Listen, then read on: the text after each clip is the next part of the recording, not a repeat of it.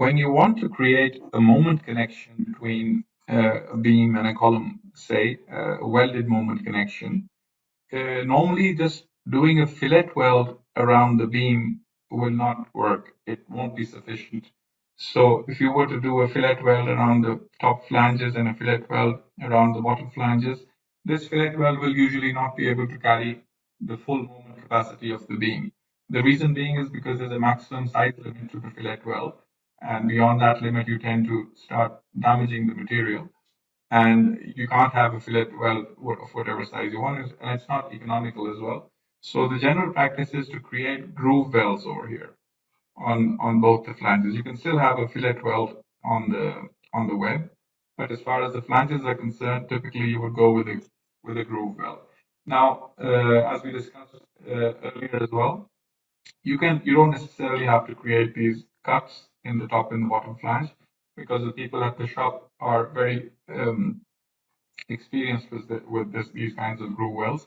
And if you have the proper symbol, the proper weld symbol for the top and the bottom flange, they will create the grooves.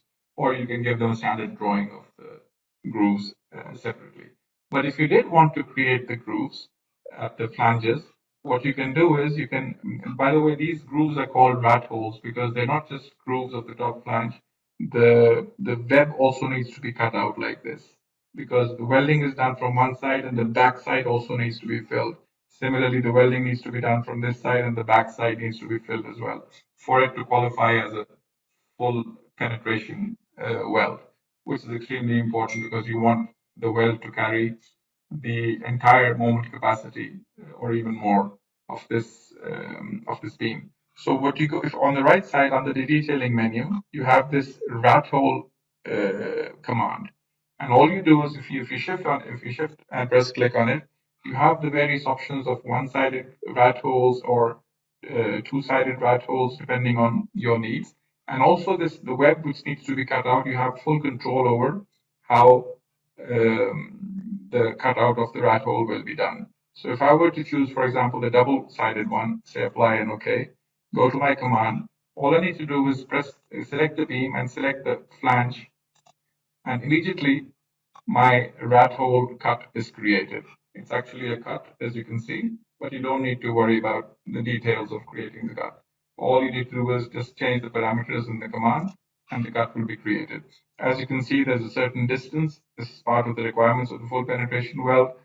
The welding starts from this side, goes to the other side, and this area at the back also needs to be cut out for the weld to qualify as a full penetration weld. If I were to, for example, go back to my command, press shift, and choose the single-sided one, for example, then I can go over here, for example, select the beam and select the bottom flange, and in this case, the single-sided groove weld or rat hole is created. So these are very powerful commands to very quickly create the cuts needed to create these rat hole definitions.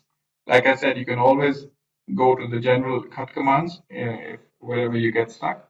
But for these dedicated types of commands, we have these, for these situations, we have these dedicated commands which can help you out immensely if you want to actually create these groove welds.